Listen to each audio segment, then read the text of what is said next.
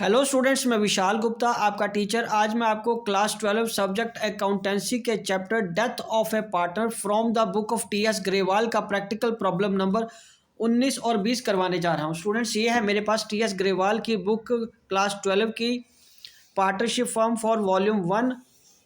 ठीक है जी, एडिशन है 2021। ओके, तो इसका क्वेश्चन नंबर मैं आपको कराऊंगा 19 एंड 20। तो 19 क्वेश्चन ये है हमारे पास इस बुक का। यहाँ से शुरू है ये क्वेश्चन, ये देखिए, अखिल, विक्रम एंड चारू। ठीक है जी, ये क्वेश्चन है। तो चलिए आप मेरे साथ क्वेश्चन को रीड करिए, मैं फिर एक एक करके इसका बताता जाता हूँ क्या करना है इस क्वेश्चन में।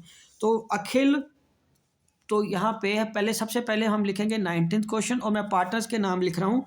पार्टनर्स के नाम है अखिल, ठीक है जी, विक्रम एंड चारू। और कितने पार्टनर्स के, उनके रेशो क्या है, 3:2:1। Vikram died on 30 September. Vikram died on 30 September. ठीक है जी। Loss for the beginning of the accounting year, from the beginning of the accounting year till date of death was estimated as 3,60,000। तो लॉस कितना calculate किया गया? Loss from beginning to date of death already calculate किया गया, rupees 3,60,000। कितना calculate किया गया बेटे? 3,60,000। तो बहुत अच्छी बात है। मतलब अच्छी बात ये नहीं कि लॉस हुआ, मतलब ये हमें पहले पता है, ये कैलकुलेट करने की जरूरत नहीं है। तो ये हमारे पास क्या है, ओल्ड रेशो। और उनकी न्यू रेशो क्या है? New ratio between the remaining partners, वो है अखिल की और चारू की, अखिल एंड चारू की। और वो रेशो कितनी है? 3:2। तो ये दो रेशो हमें पता है। आपको पता कि जब ऐसे क्वेश्चंस में दोनों रेशो गिवन हो, न्यू रेशो भी अलग से गिवन हो, तो उस केस में जो प्रॉफिट या लॉस जो भी बांटना होता है वो हमें गेनिंग रेशो पे बांटना होता है। तो चलिए अब गेनिंग रेशो कैलकुलेट करते हैं। गेनिंग रेशो कैसे आएगी? New minus old. तो अखिल की आएगी रेशो 3/5 माइनस 3/6। तो ये 30 का आ गया एलसीएम, 6×18, 5×15 और ये 3/30 आ गया। ठीक है जी। और दूसरा कौन है? चारू। चारू का ये आ जाएगा 2/5 माइनस 1/6, ये आ गया 30, 6×2=12 माइनस 5, 7/30। और 3/7 की ये रेशो आ गई है बिटवीन अखिल एंड चारू की। और ये रेशो कौन सी है बेटे? ये रेशो है गेनिंग रेशो। ये कौन सी रेशो हमने कैलकुलेट किया? Gaining ratio.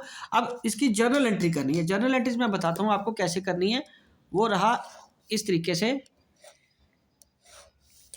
क्योंकि अब लॉस है ना, तो इसका मतलब वो डेबिट हो जाएगा। कौन डेबिट हो जाएगा? जिसकी डेथ हुई है। तो यार उसने बोला है हमें जर्नल एंट्री पास करने को, तो जर्नल एंट्री डेट आ जाएगी उसकी यहाँ पे 2020 30 सितंबर की डेट आ जाएगी। 30 सितंबर की डेट आ जाएगी पर्टिकुलर्स की। ठीक है जी। तो विक्रम क्या हो जाएगा? विक्रम क्या हो जाएगा? डेबिट हो जाएगा। उसने एक ही जर्नल एंट्री मांगी है ना, तो मैं यहाँ कर दूँगा हूँ विक्रम। विक्रम क्या हो जाएगा? डेबिट हो जाएगा। विक्रम्स कैपिटल अकाउंट क्या करेंगे? डेबिट। और जो दोनों गेन कर रहे हैं उनको क्या कर देंगे? हम क्रेडिट कर देंगे। टू अखिल्स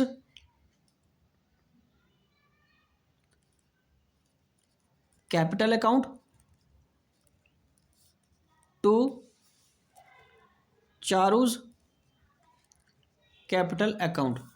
तो being loss shared by remaining partners in, बोलो, इन गेनिंग रेशो। पर ये प्रॉफिट या लॉस का जो शेयर है वो आएगा कैसे? देखो बेटा, विक्रम का हिस्सा कितना था? विक्रम का हिस्सा 2/6। तो मैं वर्किंग नोट में आपको बता देता हूँ ये कैसे कैलकुलेट किया। विक्रम का जो हिस्सा है वो है 3,60,000 का 2/6, मतलब 1/3, 1 और 2, 1,20,000 आ गया। तो यहाँ पे तो मैं लिख लूँगा 1,20,000 यहाँ पे। अब उसको बांटना है हमने 3/7 में गेनिंग रेशो में। तो अखिल का अमाउंट कैसे आएगा? अखिल्स गेनिंग अमाउंट आ गया 1,20,000 इंटू 3/10, 12×36,000 ये आ गया। ठीक है जी। और दूसरा कौन है बेटे? चारू।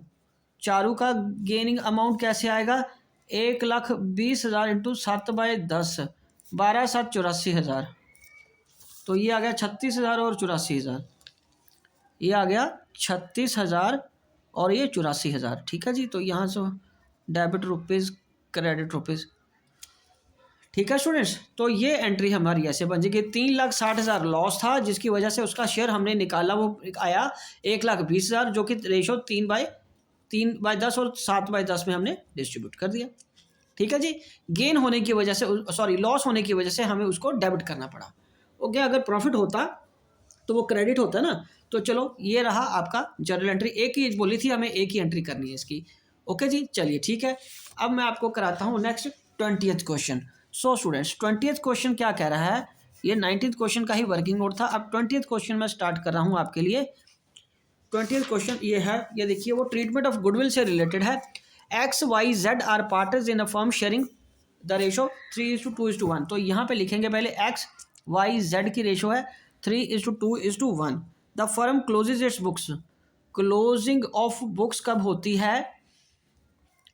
31/3 को। ठीक है, 31 मार्च को, मतलब 31 मार्च को बुक्स क्लोज होती हैं। ठीक है जी।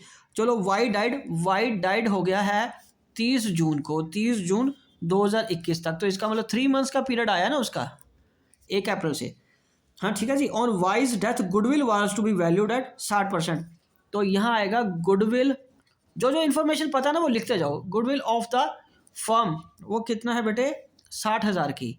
ठीक है जी। वाइज शेयर कैलकुलेट कर लो। Wise share of profit of firm till date will be calculated on the basis of previous years profit which was 1.5 lakh. तो ठीक है, वो भी प्रॉफिट भी कैलकुलेट करना है।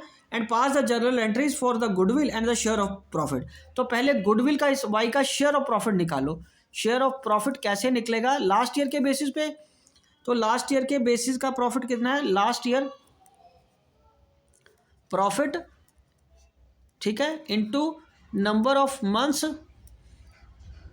Into share of Y. Share of Y से मल्टीप्लाई कर देंगे। तो लास्ट ईयर का प्रॉफिट कितना है? 1.5 लाख का। और नंबर ऑफ मंथ्स कितने हैं? 3/12, ये 4 आ गया। और उसका शेयर कितना है? 2/6, 1/3 आ गया। ये 3,50,000 कट गया। ठीक है जी। और ये कितना आ जाएगा? ये आ जाएगा 12,500। इसको 50 को 4 से काटोगे तो ये कितना आएगा? 12,500। तो वाइज शेयर ऑफ प्रॉफिट कितना बन गया? शेयर ऑफ प्रॉफिट, एक तो ये प्रॉफिट कैलकुलेट हो गया। ठीक है जी। और दूसरा हमें कैलकुलेट करना है Y's share of goodwill. Y's share of goodwill कितनी है? Goodwill of the firm into share of Y, that is 60,000 into 2/6, 1/3, और ये आ गया 20,000 का। और ये उसने नहीं बताया कि उन बाकी रिमेनिंग पार्टनर्स की गुडविल कितनी रहेगी। ठीक है जी। तो फिर इसका मतलब वो उनको उसी पुरानी रेशो में बांट देंगे, हमें अलग से कोई कैलकुलेट करने की ज़रूरत नहीं पड़ेगी। तो चलिए अब हम इसकी जर्नल एंट्रीज करते हैं।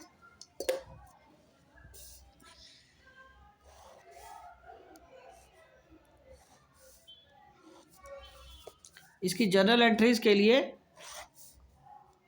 2 ही जर्नल एंट्रीज बनी है, एक प्रॉफिट को देने को और एक गुडविल का। तो यहाँ लिख लेते हैं जर्नल, ये आ जाएगा डेट, ये आ जाएगा particulars, ledger folio, debit credit. ठीक है जी। तो ये एंट्री होगी 30 जून को 2021, 30 जून को गुडविल की एंट्री आएगी। पहले गुडविल बोला ना उसने गुडविल करने को, तो एक्स इज कैपिटल, क्योंकि दोनों पार्टनर देंगे ना उसको goodwill. X is capital debited, और दूसरा कौन है? Z capital account debited to Y's capital.